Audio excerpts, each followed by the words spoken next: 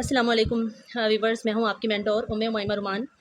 Participants में से किसी एक ने मुझसे जो है वो रिक्वेस्ट की थी। कमेंट सेक्शन में भी, पर्सनल में भी 2-3 लोगों ने रिक्वेस्ट की कि मैम हमें millennium development goal and sustainable development goal जो हैं वो डिटेल में थोड़ा सा डिस्क्राइब कर दें, सो दैट अगर इसके अलावा एजुकेशन के जो SDG गोल 4 है उसके अलावा भी कोई क्वेश्चन किया जाता है हमसे अगर, तो हमें कुछ ना कुछ इसका आइडिया ज़रूर होना चाहिए। तो आज की जो वीडियो है मैं बेसिकली इसी सिलसिले में रिकॉर्ड करने लगी हूँ। पहले हम सुपरफिशली डिस्कस कर लेते हैं मिलीनियम डेवलपमेंट गोल के हवाले से। जो मिलेनियम डेवलपमेंट गोल हैं वो बेसिकली 2000 में प्रेजेंट किए और इसका इनिशिएटिव लिया था USA ने। ठीक हो गया। और 2000 में जब इनको डिफाइन किया गया था तो इनके हवाले से ये प्रिडिक्शन की गई थी कि इन गोल्स को हम 2015 तक जो है वो अचीव कर लेंगे। ठीक हो गया। फिर 2015 तक काफ़ी हद तक जो मिलेनियम डेवलपमेंट गोल हैं उनको अचीव कर भी लिया गया। और जो इसका स्पेसिफिक इसकी जो आप समझ लें कि स्पेसिफिकलिटी है जो कि इसको सस्टेनेबल डेवलपमेंट गोल से अलग करती है, वो ये है कि जो मिलेनियम डेवलपमेंट गोल्स हैं इन पे जस्ट डेवलप्ड कंट्रीज़ ने वर्क किया था। जो डेवलपिंग कंट्रीज़ थे या जो पुअर कंट्रीज़ थे उन लोगों को इसमें शामिल नहीं किया गया था। उनके हवाले से कुछ इसमें ऐड नहीं किया गया था। लेकिन जो सस्टेनेबल डेवलपमेंट गोल्स हैं उन पे जो है इम्प्लीमेंटेशन करवा रही है यूनाइटेड नेशंस। और ये 17 गोल्स जो हैं इंशाल्लाह टिल 2030 गोल यही है, प्रिडिक्शन यही हुई है कि 2013 तक इनको हर हाल में अचीव करने की कोशिश की जाएगी। और पूरी दुनिया के ममालिक मिलकर 157 जो कंट्रीज़ हैं ऑल ओवर द वर्ल्ड वो मिलकर इस चीज़ पे वर्क कर रहे हैं और कोशिश कर रहे हैं कि they will get all these 17 goals till 2030। तो ये तो हो गया बेसिक डिफरेंट जो मिलेनियम डेवलपमेंट गोल और सस्टेनेबल डेवलपमेंट गोल के हवाले से था। अब इनके पॉइंट्स को हम थोड़ा सा जो है वो डिफ्रेंशिएट करके देख लेते हैं। जो मिलेनियम डेवलपमेंट गोल का गोल फर्स्ट था वो था eradicate extreme poverty and hunger. अब सबसे पहला उनका जो हेडक था वो ये था कि हमने पॉवर्टी को ख़त्म करना है अपनी कंट्री में से और हंगर को ख़त्म करना है। बेशक वो जिस तरह से भी हो, मोर प्रोडक्शन पे वर्क करके हो या फिर जो है जितने अवेलेबल रिसोर्सेज हैं उनको बेस्ट वे में यूटिलाइज़ करने से हो, या जितने भी पॉसिबल स्टेप्स वो ले सकते थे उन्होंने लिए इस हंगर को और पॉवर्टी को ख़त्म करने के लिए। लेकिन सस्टेनेबल डेवलपमेंट गोल में इसको 2-3 पॉइंट्स में, डिफरेंट पॉइंट्स में जो है डिवाइड किया गया और फिर उस पर ज़्यादा डिटेल में वर्क किया जा रहा है। ठीक हो गया। वो हम आगे जाके डिस्कस करते हैं। अब जो इनका गोल नंबर 2 था वो था अचीव यूनिवर्सल प्राइमरी एजुकेशन, के ऑलमोस्ट पूरी दुनिया में 100%, पूरी दुनिया नहीं, जितने भी इस मिलेनियम डेवलपमेंट गोल्स पे कंट्रीज़ वर्क कर रहे थे उन्होंने ये ओथ किया था कि वो 2015 तक अपनी जो प्राइमरी एजुकेशन है उसको, उसके टारगेट को 100% अचीव करने की कोशिश करेंगे, जो कि काफ़ी हद तक बहुत सारे मुल्कों ने अचीव भी किया था।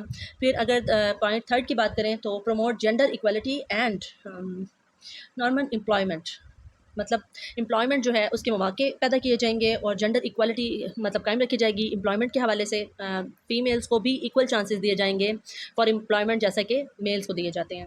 ठीक हो गया। अब गोल नंबर 4 जो है वो रिड्यूस चाइल्ड मोर्टेलिटी, मतलब चाइल्ड के हवाले से जितनी भी चाइल्ड अब्यूज़ थी उन पर वर्क किया जाएगा, चाइल्ड लेबर को ख़त्म किया जाएगा, चाइल्ड को उनके हकूक़ दिए जाएंगे। और इस हवाले से बहुत सारे कंट्रीज़ ने जो है ये बिल भी पास किया था। अगर मैं USA की आपको एग्जाम्पल दूँ तो उन्होंने ये बिल पास किया था कि अगर जो पेरेंट्स हैं वो अपने बच्चों को हक नहीं देते, उनके हकूक़ पूरे नहीं करते, तो वो कोर्ट में उन पर केस जो है फ़ाइल कर सकते हैं। ठीक हो गया। इस तरह के रूल्स भी उन्होंने पास किए थे इस चीज़ को अटेन करने के लिए। जो गोल नंबर 5 है उनका ये था जी improve national health, improve maternal health, कि मदर की जो हेल्थ है उस पर बहुत ज़्यादा वर्क किया जाएगा, क्योंकि अगर मदर सेहतमंद होगी तो फिर जो बेबी जिनको बर्थ देगी वो भी ज़ाहिर है उनके भी हेल्थ इश्यूज़ नहीं होंगे या ना होने के बराबर होंगे। और अगर गोल नंबर 6 की बात करें तो compete hepatitis, malaria and other health issues. उस वक्त ज़ाहिर है 2000 के बाद आपको पता है मलेरिया का बहुत ज़्यादा इशू था। हेपेटाइटिस पे तो अभी तक वर्क हो रहा है, पाकिस्तान में भी हो रहा है, पूरी दुनिया में इस पे वर्क हो रहा है। तो इनके हवाले से डिस्कस किया गया कि हेल्थ के इश्यूज़ को भी सॉल्व किया जाएगा और इन 2 डिसीज़ पे जो है वो काबू पाने की कोशिश की जाएगी। इसके हवाले से आप लोगों को पता है कि डिफरेंट वैक्सीन वगैरह भी यूज़ की गई और अब तो जो इन्फेंट्स को डोजेज़ दी जा रही हैं उसमें भी जो है हेपेटाइटिस और मलेरिया की जो डोज़ होती है वो शामिल होती है। और इसका जो गोल नंबर 7 था वो था इंश्योर इन्वायरमेंटल सस्टेनेबिलिटी। जो इन्वायरमेंटल सस्टेनेबिलिटी है उस पर वर्क किया जाएगा। ओजोन की लेयर के हवाले से इस पर वर्क किया गया। उसके अलावा जो हमारी एयर है उसकी पोल्यूशन को ख़त्म करने पर काम किया गया। इसके हवाले से कुछ स्टेप्स लिए गए। फॉरेन कंट्रीज़ ने ऐसी व्हीकल्स इन्वेंट की जो कि बिजली से चलती हैं, जो इलेक्ट्रिसिटी से अपनी पावर लेती हैं, और फ्यूल के एडजस्टमेंट को कम किया गया। इससे तो एक उनका ये भी एक मकसद था कि ज़ाहिर है फ्यूल उनको इंपोर्ट करना पड़ता था, तो इस वजह से जो है उन्होंने इस वजह से भी थोड़ा सा इलेक्ट्रिसिटी तो वो खुद प्रोड्यूस कर रहे थे, तो एक तो ये माहौल दोस्त भी होती हैं ऐसी गाड़ियाँ, और दूसरा उनकी फ्यूल की एडजस्टमेंट भी हो जाती, और तीसरा उनका ये गोल भी जो 7वां गोल है वो भी इन्वायरमेंटल सस्टेनेबिलिटी वाला, ये भी इनका अचीव हो जाता। तो इससे उनको जो है ट्रिपलेट आप कह सकते हैं बेनिफिट्स हुए हैं। अगर गोल नंबर 8 की बात करें तो सोशल पार्टनरशिप फॉर डेवलपमेंट, कि जितने भी अवाम हैं, मैसेज हैं, वो आपस में कोऑर्डिनेट करेंगे इन गोल्स को कंप्लीट करने के लिए, और गवर्नमेंट भी जितने हद तक हो सकेगा उनका साथ देगी। ठीक हो गया। अब हम डिटेल में डिस्कस कर लेते हैं थोड़ा सा सस्टेनेबल डेवलपमेंट गोल्स को। जो सस्टेनेबल डेवलपमेंट गोल हैं उसमें पॉवर्टी और हंगर, इनके दो अलग अलग पॉइंट्स बना दिए गए, और इन पे अलग अलग डिपार्टमेंट्स बनाए जाएंगे हर कंट्रीज़ में, और इन पे अलग अलग वर्क किया जाएगा। ठीक हो गया। तो इनको मैं पहले डिफ़ाइन कर चुकी हूँ कि पॉवर्टी और हंगर वहाँ दोनों एक ही गोल में ऐड किए गए थे, लेकिन यहाँ पे इनको ज़्यादा एक्सपेंड किया गया है सस्टेनेबल डेवलपमेंट गोल्स में। इनको इन पर अलग अलग वर्क किया जा रहा है कि पॉवर्टी को भी ख़त्म करने के लिए जितने स्टेप्स होंगे वो लिए जाएंगे, बेशक वो फैमिली प्लानिंग के हवाले से हों, या जॉब अपॉर्चुनिटीज़ के हवाले से हों, या फिर अपनी मईशत को मुस्तहकम करने के हवाले से हों। और हंगर के हिसाब से भी मतलब जो खुर्दनोश की चीज़ें हैं उनको ज़ाया होने से बचाया जाएगा, इस तरह के स्टेप्स लिए जाएंगे, और मोर प्रोडक्टिविटी लाई जाएगी ताकि इस तरह के इशूज़ जो हैं उनका कम सामना करना पड़े। उसके बाद अगर हम गोल नंबर 3 की बात करें तो ये है जी गुड हेल्थ एंड वेलबींग। जो गुड हेल्थ एंड वेलबींग है वो बेशक पैटर्नल हो, मैटरनल हो, या फिर माशरे के किसी भी फ़र्द की हो, तो उसकी हेल्थ पे वर्क किया जाएगा। फिर 4th गोल था क्वालिटी एजुकेशन के हवाले से कि एजुकेशन फॉर ऑल प्रोवाइड की जाएगी, और इस गोल के अकॉर्डिंग जो गवर्नमेंट है वो रिस्पॉन्सिबल होगी एजुकेशन फॉर ऑल या क्वालिटी एजुकेशन प्रोवाइड करने की अपनी पूरी स्टेट को फ्रॉम एज 5 टू 16। अब तो इसको 3 टू 16 कहा जाने लगा है। ठीक हो गया। उसके बाद गोल नंबर 5 जो है ये था जेंडर इक्वालिटी के हवाले से, मेल और फीमेल जो है उनको जेंडर इक्वालिटी दी जाएगी। इसके अलावा डिफरेंट जो माइनॉरिटीज़ हैं उनको भी इक्वालिटी दी जाएगी हर कंट्री में, इस पे वर्क किया जाएगा। गोल नंबर 6 जो है वो क्लीन वाटर और सैनिटेशन के जो इदारे हैं उन पर बहुत ज़्यादा फोकस किया जाएगा। सफाई ज़्यादा होगी तो ज़ाहिर है हेल्थ खुद बहुत बेटर हो जाएगी, और पीने का पानी अगर साफ़ हो तो फिर भी बीमारियाँ कम लगती हैं। मतलब इस गोल के अंडर एक तो माहौल को कवर किया गया कि माहौल की आलूगी वगैरह जो है उनको ख़त्म किया जाएगा, और दूसरा जो है हेल्थ के इश्यूज़ को भी इस एक ही गोल के अंदर सॉल्व करने की कोशिश की जा रही है। ठीक हो गया। और अब अगर हम गोल नंबर 7 की बात करें तो अफोर्डेबल एंड क्लीन एनर्जी किसी भी हवाले से हो, बेशक वो न्यूक्लियर एनर्जी हो या फिर बॉडी एनर्जी की बात करें, किसी भी हवाले से हो, तो इसके ऊपर वर्क किया जाएगा। और अगर गोल नंबर 8 की बात करें तो decent work and economic growth, वहाँ जब हम मिलेनियम डेवलपमेंट गोल्स की बात करते हैं तो वहाँ जस्ट जो है एम्प्लॉयमेंट को प्रोवाइड करने की बात की गई है, जॉब अपॉर्चुनिटीज़ पैदा करने की बात की गई है। लेकिन जो सस्टेनेबल डेवलपमेंट गोल्स हैं इसमें इस चीज़ पर बहुत ज़्यादा फोकस किया गया है कि हर इंसान को बाइज़्ज़त रोज़गार दिया जाएगा। ठीक हो गया। अब अगर इनके गोल नंबर 9 को देखें तो ये कहते हैं कि जो इंडस्ट्री है जो कि बहुत ज़्यादा हमें प्रोडक्शन प्रोवाइड करती है, उसका इंफ्रास्ट्रक्चर पे वर्क किया जाएगा, और उसकी इनोवेशन पे भी वर्क किया जाएगा। और इंडस्ट्री की फील्ड में बहुत ज़्यादा जो जॉब्स हैं उनको मतलब बहुत सारी जॉब्स जो हैं वो न्यू वैकेंसीज़ निकाली जाएंगी उसमें। उसके अलावा अगर गोल नंबर 10 देखें तो ये है कि रिड्यूस्ड इनइक्वालिटीज़, कि मतलब इक्वालिटी तो दी जाएगी लेकिन जो इनइक्वालिटी है उसको रिड्यूस करने पे भी वर्क किया जाएगा, क्योंकि अगर इनइक्वालिटी रिड्यूस होगी तो ऑटोमेटिकली इक्वालिटी जो है वो इंक्रीज़ हो जाएगी। अगर गोल नंबर 11 की बात करें तो वो है जी सस्टेनेबल सिटीज़ एंड कम्युनिटीज़।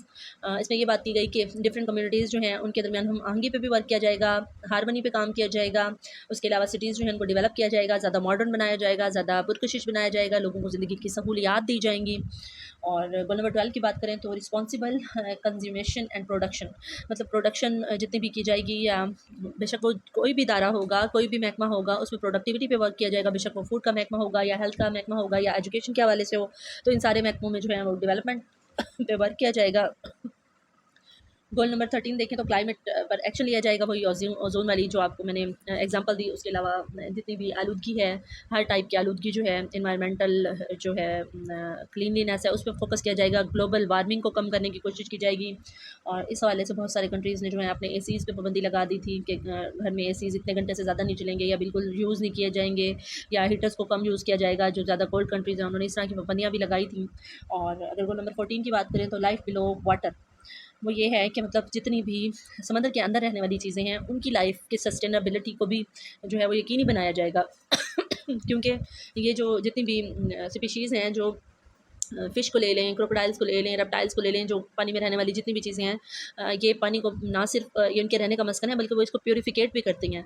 तो अगर समंदरों का पानी साफ़ रखना है या हमने जो है अपने माहौल को बेटर रखना है, तो अंडर वाटर जो ज़िंदगी है, उस पे भी उन्होंने कहा कि उनको भी अहमियत दी जाएगी और उनकी ज़िंदगी को भी महफूज़ बनाया जाएगा। उसके अलावा अगर गोल नंबर 15 की बात करें तो लाइफ़ ऑन लैंड की बात की गई, मतलब ज़मीन पर रहने वाले ना सिर्फ़ इंसान बल्कि जानवर, परिंदे और ज़मीन पर रहने वाले रेप्टाइल्स, जितनी भी चीज़ें ज़मीन पर रहती हैं, उनकी लाइफ की सस्टेनेबिलिटी पे वर्क किया जाएगा। उसके अलावा peace, justice and strong institutions कायम किए जाएंगे, मतलब ऐसे इंस्टीट्यूशन बनाए जाएंगे ऑल ओवर द वर्ल्ड जो कि पूरे वर्ल्ड में पीस पर, जस्टिस पर और हारमनी पर वर्क करेंगे।